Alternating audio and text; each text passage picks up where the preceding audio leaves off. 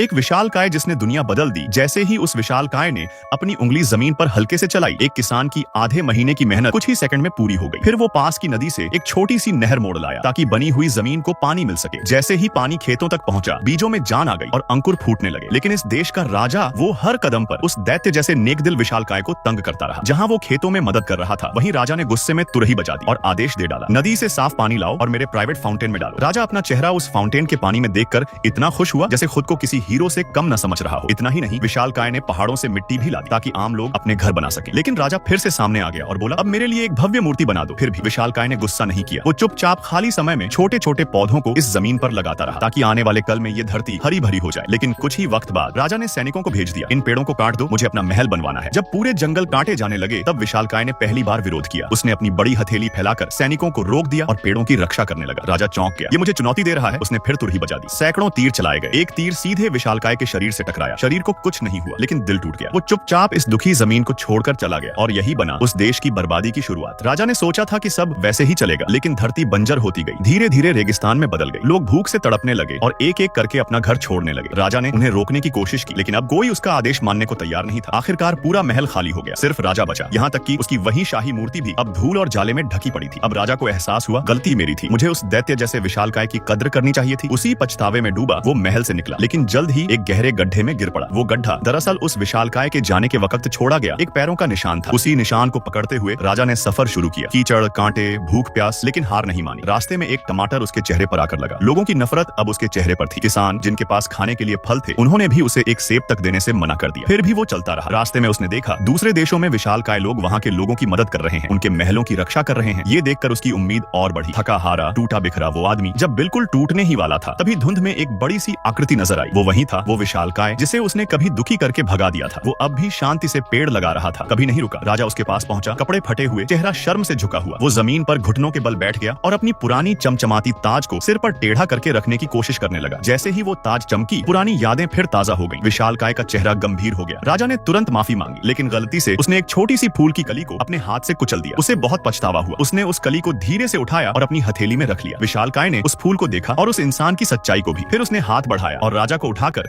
अपने साथ वापस ले आया। अब दोनों साथ में काम करते हैं। राजा जमीन खोदता है, विशालकाय पेड़ लगाता है और दोनों मिलकर उस देश को दोबारा हरा भरा बना रहे हैं, एक नई शुरुआत की तरफ।